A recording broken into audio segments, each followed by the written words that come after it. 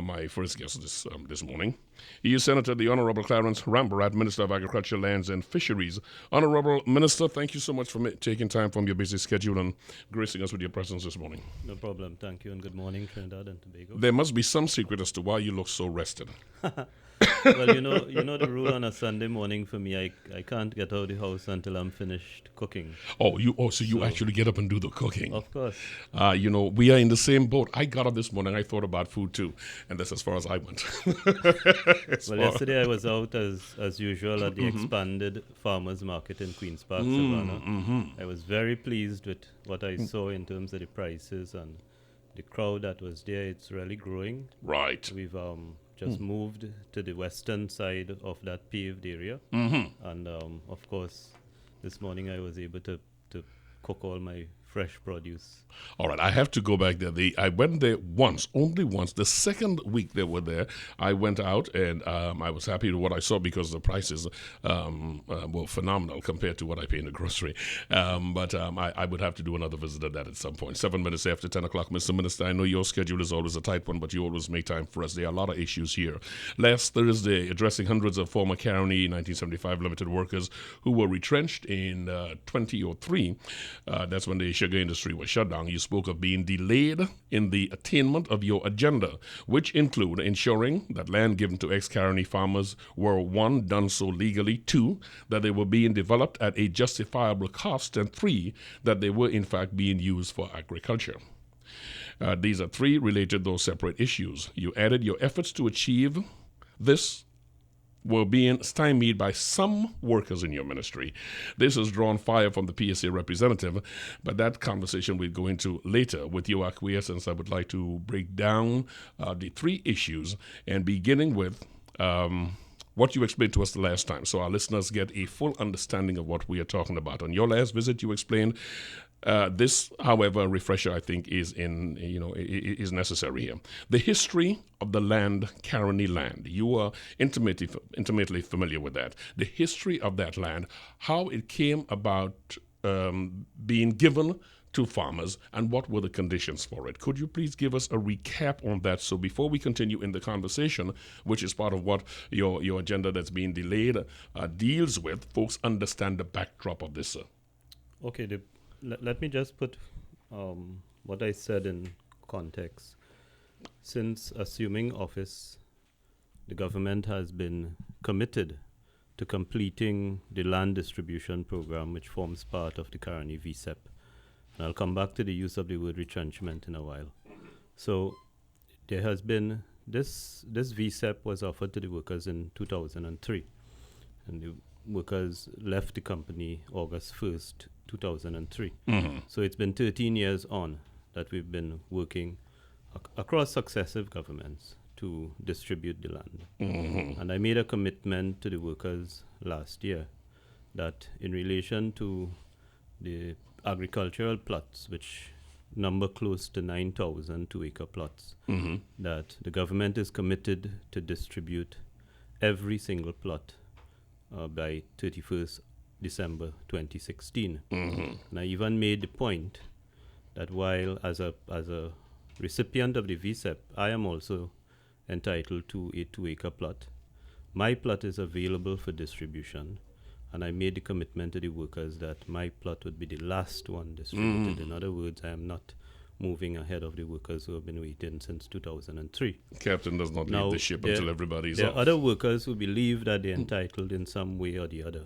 But my focus is on the ones who have been deemed to be entitled to the plot. And we've been moving, and for this year I've done several distributions. And then we went through a period in June, July of going through what we've done and putting things in different categories in terms of what remains to be distributed. So there are 1,760 plots which are still to be distributed. And I'm talking here about the 2-acre agricultural plots. And I made the point that even after 13 years have passed, we still have 234 former Caroni employees who have not completed the application process. In other words, the applications require further information, and it's not completed. So even after 13 years, there's some basic paperwork still to be done. And in relation to the other leases, they are in train, and I'm committed, and I made the point, if I have to spend all year's night handing out leases, the government is committed to do this. But let me go now to the backdrop. And when I spoke last week, Tuesday, at the distribution, I did what I repeated some of what I said around midday on the day that former Prime Minister Patrick Manning died. Because it didn't take very long for the comments to be made about the PNM and Patrick Manning in particular closing down the sugar industry and, creating havoc in the lives of the workers. Oblivious of sustainability. Yes, I felt I needed to remind the workers of a few things, and there were two things in particular I spoke about. Three things, I should say. The first thing, and this accounts for the history of the lands. The sugar industry up until 1975 was largely foreign controlled, and it was made up of several companies operating in different parts of Trinidad. In fact, we had at one stage in the history of the sugar industry, we had a proliferation of factories, and eventually over time it came down to 2 factories. But when sugar first ran into trouble in the early 70s, as part of the process of nationalization in the country, it was a PNM government that took the decision to acquire the existing sugar assets, which included factories and land, and allow the sugar industry to continue, in this case with state support. So that's the first point I made. It was the PNM that consolidated and placed the sugar industry on a strong footing. Thereafter, Caroni 1975 Limited, in the days when subventions were small or non-existent, began a life in which it depended almost entirely on subventions. It also depended, the sugar industry also depended on the preferential prices offered by Europe, which emanates from a 1950 Commonwealth Sugar Agreement. So there are 2 elements of the sugar industry that are critical to understand. One is dependence on taxpayer support, and 2, dependence on preferential pricing out of Europe. That is very important that folks understand. The subvention discussion is that the government is paying them. Important point in the sugar industry in Trinidad was in the early 1990s, when the current Prime Minister, Dr. Keith Rowley, was appointed to the exact ministry I hold today, Agriculture, Land and Fisheries, 1991, under a Patrick Manning government. And very quickly, Dr. Rowley, as minister, appointed what became known as the Tripartite Committee, a committee made up of government representatives and stakeholder representatives, including the union, the workers' unions, and the cane farmers' representatives, out of which came, as far as I know, the first $1 billion bailout of any state enterprise or any part of the state in Trinidad and Tobago. Based on the recommendations of that report, which was to write off the debts owed by Caroni up to that point and give Caroni a clean balance sheet in order to move forward. And that was the basis of the tripartite report, adopted by a Manning-led cabinet in which Dr. Rowley was the line minister for Caroni. And for the second time, the sugar industry was given a new lease on life. And between 1991 and 2000, a lot of things changed. Caroni became more and more inefficient. By the time we got to the year 2000, the international reports were showing Caroni, or Trinidad, as 60th on the list of sugar producers in terms of efficiency. So we had become, and it was no secret, the Brechin Castle factory was close to 100 years. Trinidad and Tobago, our industry was based on the purchase of sugarcane, not on the basis of quality, but on the basis of weight. So, I mean, there's so many stories of farmers putting in a length of train line into the bundle of cane, a lot of stories. We had for a long time attempted to introduce a system of payment for cane by quality. And then the price for cane is determined by the government. It is not determined by international pricing or anything. It's not determined by sucrose quantity. It's not determined by the contribution of that sugarcane to final production. It is determined by a minimum price stipulated by government, and it's determined by weight. And that drove the inefficiency, not to mention the heavy involvement of unions and the drive through collective agreement and collective bargaining to increase wages and to have working conditions that did not necessarily meet the requirements of the industry. For example, in some parts of Caroni, for example, in dairy, in citrus, where you needed workers to work during the crop season on Weekends. That could not happen if you did not pay exorbitant overtime rates. So Caroni, as we entered 2000, Caroni as a sugar producer and Caroni as a diversified agricultural company could no longer exist. And the Manning-led government at that time, by the time we got to, we had election in 2000, which UNC won. We had election in 2001, which ended up 18-18. And we had the election of 2002, by which the PNM got a majority. And by December 2002, the Manning-led government took a decision to offer VSEP to Caroni workers, and in this case, to the daily paid workers, in an effort to rationalize the sugar industry. And the model which was being adopted by the government in December 2002 was that we were going to move to one sugar factory using St. Madeleine alone and reducing the sugar production target to 60,000 tons a year, which was what we were producing anyway. But this time we were going to use one factory. It meant a reduction in the daily paid staff.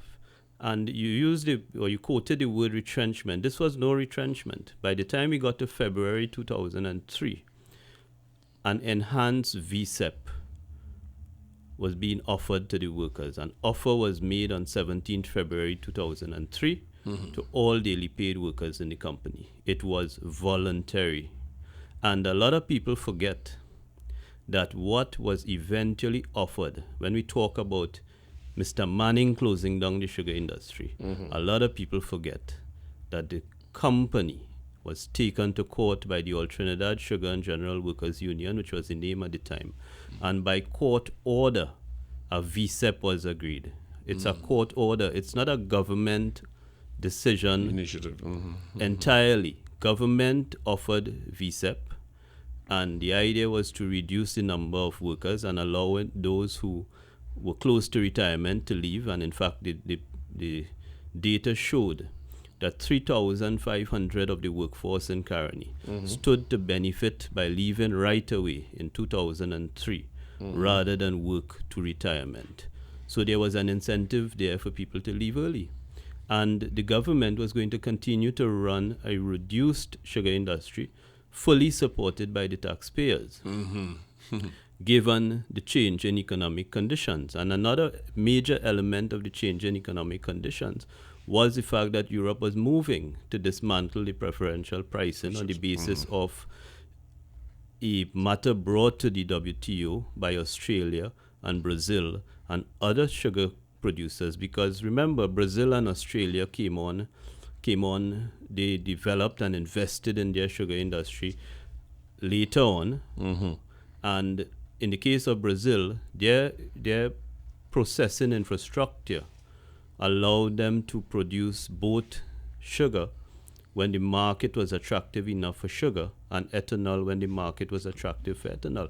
So they apart from having the substantial acreages, the low cost of the labor, they were also able to play in two different markets because their factories allowed them to do that. And Australia likewise was able, through modern factories, to play in two different markets. We did not have the sort of acreages under cultivation. We did not have the quality of cane. We did not have the low labor pricing, and we were about to lose the preferential pricing. I also made the point that Mr. Manning took the decision in a particular context. The revenue stream at the time in the country allowed the government to offer an enhanced VSEP. And Packages. the payments made, this was the first and to this date the only employment, the separation package in this country that included the offer of land. And I made the point to the workers in defending both Mr. Manning and the PNM that today, up to today, we've spent just over $10 billion on that VSEP. And we have another $8 billion to go in my mind before we settle the land distribution. The land is very expensive. It's become very expensive, and I know you want to talk about that separately. It's become very expensive. This project has involved the development of 17,000 plots of land, 8,885 for residential use, and the balance for agricultural use. This has been a very expensive undertaking by the taxpayers, and to finish the remaining land development will cost us in the range, land development and other commitments we have made, in the range of $8 billion. So when I explained it to the workers gathered there, ultimately, what some people in this country described as a punishment by Mr. Manning works out to an expenditure of the equivalent of $1 million for every Caroni worker, every cane farmer, every user of Caroni lands for residential purpose, and every squatter on Caroni land. That is what, because this is not just the Caroni workers, this is the cane farmers, and you see a recent payment again approved by the government. I spoke the last time about that. Yep. And my own views on that. The workers have benefited in terms of their severance benefits under the law and an enhancement offered by the government and approved by the industrial court. They've received retraining. There was a $20 million expenditure. Each worker in Caroni was offered retraining up to the value of $7,000. There is a land offer, residential lot, and 2-acre parcel to workers who qualified for it. And other support given through the Ministry of Agriculture for transition. It works out to, on average, $1 million per stakeholder. I also made the point that those workers who on that day were receiving a lease of land, in today's market, the combined value of the 2-acre plot and the residential lot is on average $1 million. For example, on Caroni Savannah Road, where those 600 lots have been developed and would be distributed once some additional works which we have required to be done are done, those lots are valued in excess of $750,000. It is in a beautiful area. It is close to Price Mart and all the other developments that have taken place. It is comparable to Lange Park, and that is what the workers are getting for free, because the last administration removed all costs, including legal costs associated with the transfer. There's a residential development in La Romaine, which is 3 minutes from Gulf City, which the workers are getting. So that on its own, and if you go through the classified ads in the newspapers where various people are offering residential lots and 2-acre plots under the Caroni program for sale, you would see the going price of a 2-acre, which they should not be doing, by the way. The going price is in excess of $450,000 per plot. Which they should not be doing. So today, every Caroni employee, everybody who was on the payroll on the 31st of December 2002, they are holding an asset that is valued over $1 million. And that is in addition to the $1 million per man or woman that taxpayers are spending on a program that has now run for 13 years. In case you just tuned into us on Brunch this morning, the voice you're hearing is that of Senator the Honorable Clarence Rambharat, Minister of Agriculture, Lands and Fisheries, and I'm thankful for the perspective. It's always important that we get the backdrop, and you have laid that out eloquently. So in contrast, in contradiction of those who say that the government has been spiteful, the government has spent quite a lot of money and have been very generous. $10 billion to date. You say another $8 billion is what you anticipate it will take to close this up. And before that was a whole question of subsidies that went on there. Yeah, let's talk about the. I'm sorry, please. But included, I know you were struck by the comment I made on the cost of developing this land. Now, in 2010, up until 2010, between 2003 and 2010, the PNM was in government, and the residential lots were being developed. And I am advised, and I've seen all the data. Up until 2010, a residential lot for distribution to a Caroni worker who was entitled to it was developed at a cost of about $161,000. Now, at that time, the government was contemplating that these lots would be sold at a cost of no more than $30,000. When I came in September 2015 and I asked for all the information, it surprised me that in 2015, the cost of development of one of these lots, which was now to be given to the workers for free, had reached $761,000. So it means that across the just about 4,000 lots that are available for distribution, the average cost of developing that land to taxpayers is about $561,000. The ones that we develop today, using the system that was used between 2010 and 2015, would cost $761,000. What is the reason behind this this staggering increase in development cost? I am very clear in my mind, based on the information I have access to, that it's corruption. And on that basis, we did one thing earlier this year. We asked Pricewaterhouse to go in, and this is on the basis of a basket of contracts valued at $400 million. And the timing of those contracts, the speed in which the payment was made out of those contracts, and some other factors caused the board of the Estate Management and Business Development Company to be concerned. And the board, through its chairman, brought certain matters to my attention, and immediately I sought the advice of the Office of the Attorney General, and a decision was taken to come to have an audit done on those transactions. And this is not just a financial audit. This is a financial audit, an audit by a quantity surveyor to determine that we've gotten value for what we paid, and also some other legal work in relation to those transactions. Just so that this is very clear, the Estate Management and Business Company, the EMBD, that is a state enterprise that was put in place to administer and develop the land residential of Caroni. plots. Yes, okay. And further, based on some of the preliminary information coming out of the exercise, and based on further investigations conducted by the board of the EMBD, I asked the board to conduct a comprehensive audit on the transactions during the period 2010 to 2015. And I am very, very clear in my mind that under no transparent, fair process in which value for money is an objective, is there going to be the that cost of justification? development of land to be distributed to workers for free should reach an average cost of development of $561,000. There are also allegations of inflated developmental prices, contractors being paid for work undone.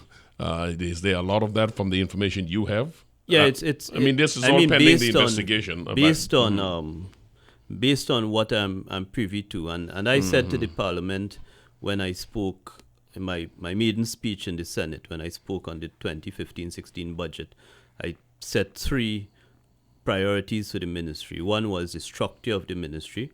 The second one was good governance, for which I took personal responsibility.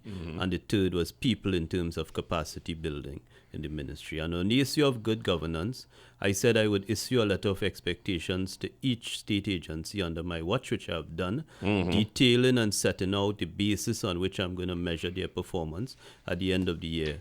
And I meet very, very frequently with every chairman within the ministry to find out what is going on in the relevant agencies, including the MBD, and to give appropriate direction. And there is no way as a minister of government responsible for taxpayers' money, I am going to countenance what I consider to be corruption, abuse, and wastage, which puts us in a position 13 years later to still be distributing these lands and still having, in the case of the land part of the Caroni VSEP, to spend another $5 billion to complete the process. A lot of our listeners will not, when they hear wastage, will not associate wastage with lack of performance, but that is clearly part of what you're talking about. When you spoke of the agenda being stymied by some public service members, as I said, the representative of the PSA had some things to say, such as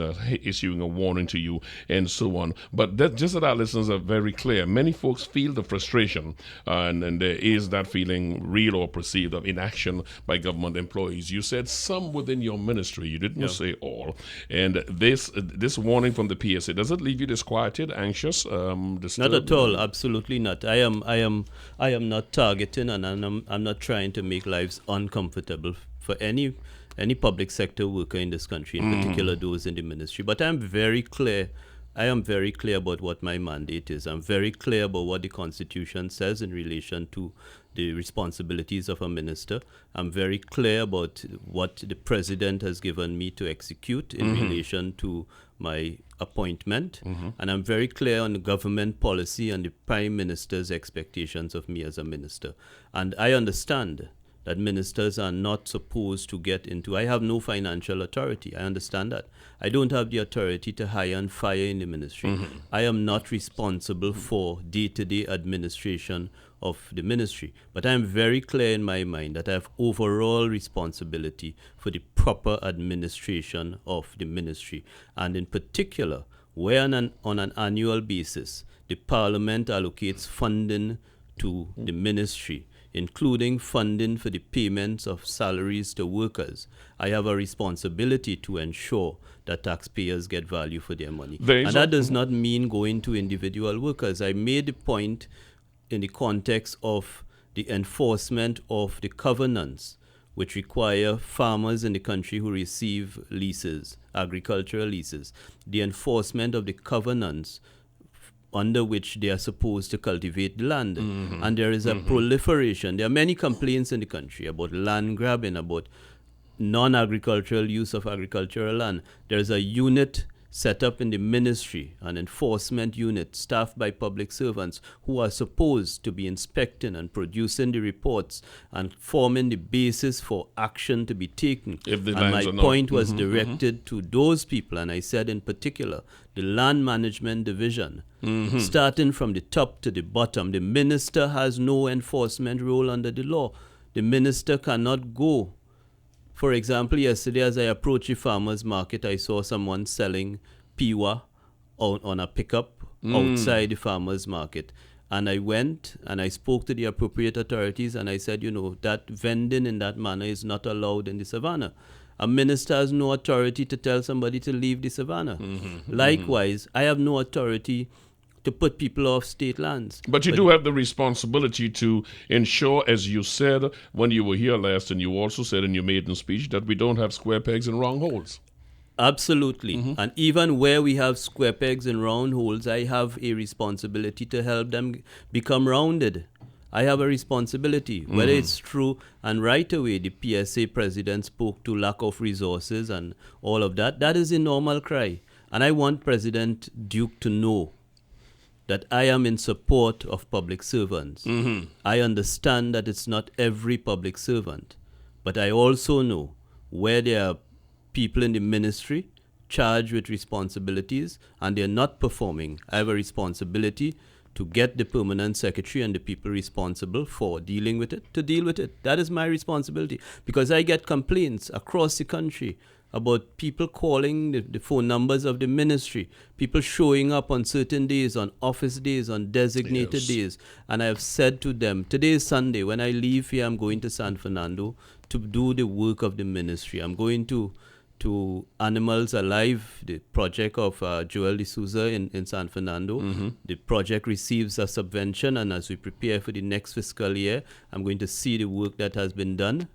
And I have said, I had a session with employees, with the heads of the ministry last Friday, and I made it very clear that my expectation is that there'll be quality leadership in the country and people hold themselves and the employees under them accountable for what taxpayers pay them to do. It is no secret that I do admire the effort that you've been putting in, the fact that you speak straight out. I did that on the morning show and saluted you because for the same reason you just mentioned, there are many people who hear and feel the frustration of square pegs and round holes or inaction and or abuse of working conditions, and they don't speak out about it. And the fact that you stood up to speak out about it for the purpose of better governance, you're always going to find folks who are going to kick back against that. Well, you know, Rennie, I didn't just drop some words on Tuesday. I called the leadership of the ministry together on Friday. And I told a story to the staff of the ministry. And I said to them, if you ever wondered why I am driven to ensure that public servants perform, I gave them, and I'll give you the very short version of it. In 1993, just as I had finished university and I was going into law school, my father died. My father was an employee of this ministry. He was a public servant and a very conscientious one. He worked in the forestry division on the ministry. He fell ill when he was out in the forest on an exercise. He fell ill and he died later that night. My mother became a single mother with the responsibility to see me through law school. My father had some financial benefits to be paid by the ministry. And we encountered tremendous runaround until eventually we were told that the check is ready up at Long Circular in the forestry division. My mother and I took 4 taxis to get to Long Circular. We got to the office and the person who had custody of the check pulled a drawer and said, yes, the check is here, and closed the drawer and said, I'm going on my lunch. And we waited 1 hour in the office. And that person returned to that desk and pulled the drawer and gave us a check. And I vowed, wherever I worked in this country, to focus on the quality of services for the people who pay our salaries. And I gave them that story. I'm very glad you give this story because it is not unique. All over the country. Yes. When I go in Fisheries, for example, I stood outside the facility in Mayaro where a fisheries officer is supposed to be there on a Tuesday. And I called his cell phone and I asked him, why are you not here? You have a responsibility. I pushed the door at Forestry Division in Rio Claro. There was no forest officer there on the day that was the office day. And I went straight to the conservator of forest and I said, do you know how it feels for someone to leave Guayari or some far-off area and come to a government office on a designated office day, and you do not have an officer there? And I always say, if I was a minister missing in action, if I was a minister who was not available and accessible, if I was a minister who was not going round and round the country, seeing how I could support the employees in the ministry to get their job done, then I will take the criticism from people who say, well, you know, you're being unfair. But I have said in the ministry that I would lead by example. I am here all and the I time. would be working 24/7 to deliver. And you know what? The officers, the leadership of the ministry understand. When you have a minister who could speak in great detail about a fishery facility in Celibia, who is able to say, well, you know, the road passes 3 meters from that fisheries facility. So if you're going to be setting it back, you have to take into consideration the proximity to the road. I think you have somebody who is supportive, who could move things along. And all I have asked is that for the very first thing, if you're a traveling officer, travel. Get out of the office. And I will judge you by the way you are dressed. Because if you come in winter clothes and in high heel shoes, and if you come as a gentleman in a branded leather shoe and a nice outfit and so on, it tells me on that day you do not plan to step into mud. You do not plan to step into mud. You do not plan to go into a field with a farmer. You do not. And the nature of this is not an office ministry. This is a ministry that is on the road, looking at what fishermen need, looking at what farmers need, looking at boundary disputes, looking at roads that need repair. That is the nature of this ministry, and it's structured in that way. And all I want of the persons employed in the ministry is to deliver only what taxpayers have paid them to do. Roughly translated, just do your job. That's basically That's what we're all. saying. You the story you speak of, where you yourself had to encounter this individual who had gone for a break, is something that the nation talks about all the time. All the time. Everywhere you turn, somebody's got a story not dissimilar to that, and it's good that it is highlighted. I've got two questions that I must go into, but before I do my final two questions, I want to go back on something you said earlier. Those who have been given the land and have not developed it, what is the recourse of the taxpayers in a case like this? Can the land be taken back? We are presently rebuilding the land division of the ministry. That I've said over and over, and that is the area where I express disappointment that, notwithstanding all of what I've said and all of the work that I would have liked to see being done, we have made no headway in a plan to clear that backlog, because we simply do not have the energy levels in the land division. We do not have the interest in dealing with that. So I have said that from here on, I'm going to take personal responsibility in what happens in the land division of the ministry. It starts, and I believe we are close to. It's not something I have a role in, but I understand that the Public Service Commission has made a selection for a new Commissioner of State Lands. I have identified the support that a commissioner would need, the technical support, and it will be done. But part of enforcing the covenants is having a plan and having the staffing and all of that, and that is what we're going to put in place, because I'm committed. I was in the Caroni VSEP from the start, and I'm committed to ensuring that what the taxpayers have done is to give that land for agricultural purposes. And it's not just the Caroni workers, but I emphasize the Caroni workers, because they have received what no other worker in this country has received. And I believe, as minister, I have a responsibility to ensure that those lands go into food production. And I was asked, and I answered at the same lease distribution ceremony, I will not accept that the failure of anybody to fully develop roads, the recipients have been saying to me, what about the lights and the water and the road? And I said to them, this is not a townhouse development. Every farmer in this country has suffered some infrastructure issue. It is impossible to fix every kilometer of agricultural access roads.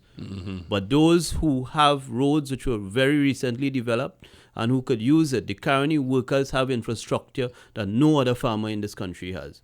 And the enforcement unit of the ministry is going to be appropriately staffed, and I am going to take personal responsibility in ensuring that those who do not wish to cultivate the land are relieved of that land. The Honorable Clarence Rambharat, Senator Clarence Rambharat, who's the Minister of Agriculture, Lands and Fisheries, our guest inside the first part of Brunch this morning. In conclusion, even though you made this very clear, I guess redundancy is good sometimes. There are still those who are saying that the people of Trinidad and Tobago and the government, by extension, still owe the ex-Caroni workers a whole lot. Many are saying enough is enough. You are of the latter school? I am of the view that we've gone beyond. What is unfolding is a court order.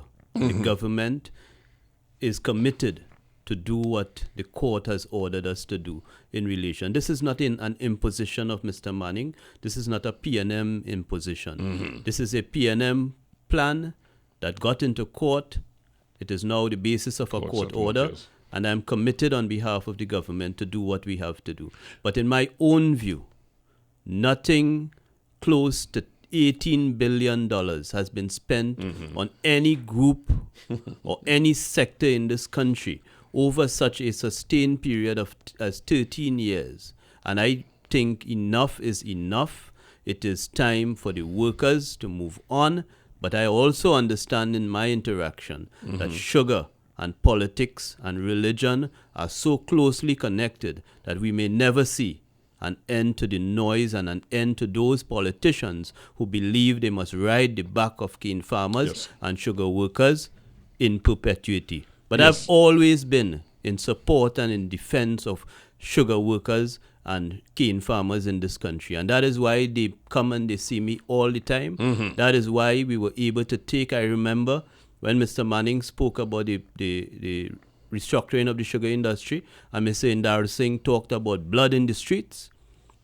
Well, it has not happened. And Mr. Indar Singh is on record as accepting a national award from a PNM government for his contribution to the restructuring of the sugar industry. In conclusion, that's answering you with context. Thank you very much. In conclusion, Mr. Minister, following you, my guest this morning on Brunch is going to be the Gary Abode, environmentalist. He will be joining me along with the president of the Fishermen and Friends of the Sea on the question of food safety to consumers and the divide in the results coming out from the EMA and that of their organization. Without going into the weeds of that, because it was not the focus of our discussion this morning, but it is important that consumers understand what is going on here and get some idea as to why the disparity and how can they move forward. Well, I would just say, and there was an Express editorial that yesterday that referred to some comments I make. I think I must make it absolutely clear that while I have been a strong advocate on the issue of food safety, in fact, on the Joint Select Committee, Finance and Legal, on which I sit, I proposed that a national discussion be opened on the issue of food fraud, and out of that came the discussion on the imported chicken and the coconut water and all of that. I was very pleased with what happened, and I remain an advocate as Minister of Agriculture on the issue of food safety and food quality. In fact, the irony is that the works which have been stopped by the fishermen in Otaheite, those works and works around the country on fishing facilities were meant to address food quality issues that I identified. In particular, the repair of boats using fiberglass in close proximity to places where fish was being offered for sale. It is important that you say that because folks hearing about the Otaheite situation would think that this has something specifically to do with the red zone, which it really has something to do with making the structure in itself safer, better. And from Matlat straight down to Guayaguayari, all the facilities are being refurbished with food safety in mind, and across the country in other areas. In fact, I am surprised that Gary would go the lengths of that he's gone to show that this fish is unsafe for consumption, and I've never heard him say once about the issue of fiberglass and boat repair and the issue of food safety standards in fishing facilities around the country, including the one in Las Cuevas, where I know he spends a lot of time and he's very interested in, and it's one of the most deplorable facilities in terms of fish safety. I also, as an opening to when you talk to him, I also have never heard him talk about food safety in relation to imported fish, about the source of the imported fish, especially the tilapia, where it is coming from, what is the food, what are the quality standards. In fact, I made a statement to the Supermarkets Association at their annual dinner in December 2015, where I said to them, I am dissatisfied about the quality and the presentation of imported fish in supermarkets around the country. And I drew reference to fish from particular source. So this food safety, the issue I have said over and over as Minister of Agriculture, Land and Fisheries, I am not responsible for the environment, for the issues of oil spill, for the issue of the pollution and the way it affects the fish. I am as concerned as everybody else. But what I would not do is, for the sake of publicity, go out there and damage a vulnerable and significant economic sector, particularly important to rural communities. I've been very responsible. I've waited for every EMA test to come out, and I've said to the country over and over, on the basis of the results I've seen, there is nothing to indicate that fish is unfit for consumption. So folks will be very clear. The area of Mr. Abood he will address when he comes up next, but on the area of the two tests we have coming from the same place, Kariri, two different results. You were saying that you would go with the findings of the EMA. No, I would say that the lab results it would be based on where the fish is coming from, taken from, the yes. time of the day. It will be based on a number of factors. And what we have to do is exactly 3 weeks after Mr. Abood has been on the rampage around the country, we've come to a common sense position. That is that we agree on the areas for sampling, the chain of custody, and the level of testing. And it is established. The EMA has said that they do not have the facilities. In Trinidad, Caroni has said they do not have the facilities to do some of the deeper testing that is required. And an agreement has been made. Line Minister Camille Robinson-Regis is back in the country from her vacation. And as she came back, she took charge of the process, and we're going to have this test done in international labs where we could get the results. And I don't think the government has anything to hide or defend. We have an interest. I have been on record talking about trawling, about the quality of the fishing grounds, the disturbance of the fishing grounds and all of that. And I have a vested interest on behalf of the fishermen of the country to ensure that the environmental conditions and other conditions of a nature that fishing could be sustained. I come from a fishing community that is vulnerable. I have always had the interest, but what I'm not going to subscribe to is this call for compensation that is not supported by legislation or policy or anything like that. If we open the floodgates to everybody in this country saying, I've lost business on account of this, on account of that. You know, as people have been saying, when your fish sales are high, you do not give part of it to the taxpayers. And I understand the difficult circumstances the fishermen are operating under, partly created by Mr. Abood. But I also understand, as a responsible minister, I cannot enter into a discussion on compensation for loss of sale when the law does not allow me to do something like that. Just one area, and I meant to close it there, but you said part of the suffering that the fishermen have is partly the fault of Mr. Abood. It's partly the cause Well, I say, in the way it has gone about, the fishermen are not talking, that's what the fishermen are saying, that we should have been more responsible. That, you know, while his concern, and I have no problem with Mr. Abood, and we have a good relationship, while we are concerned about the quality of the fishing environment, while we are concerned about the quality of the fish, we have to be responsible. And what has been done has obviously, from the viewpoint of the fishermen in Cedros and Otaheite, they are saying that it has damaged their sales without justification, because nothing that has been presented. And you know, anybody could hold this country to arbitrary European standards. The question, the real issue for discussion rests with the quality of food standards in this country, and whether we need to establish, and what are those standards going to be. That's where the discussion is, because anybody could introduce in this country in an arbitrary way a European standard which does not exist in the country. And find the local industry wanting. Senator, the Honorable Clarence Rambharat, Minister of Agriculture, Lands and Fisheries, thank you so much for taking the time with us and addressing the area of Caroni, the area of the land underdeveloped or bad usage, the question of the escalating cost of developing that land, what has to be done as far as the watchdog group, the part of his ministry that in fact looks after the use of the land in the prescribed way, and making that clear, and then getting into this area that is also on the, no pun intended, table of everyone today, which is the issue of fish and fish safety. Thank you so much for taking the time to be with us this morning, as always. Thank you, Trinidad and Tobago. And you have a safe trip down. Thank you. When we come back, we will be talking to the gentleman who was in discussion a moment ago, Gary Abood, who is an environmentalist. We will be speaking to him when we return.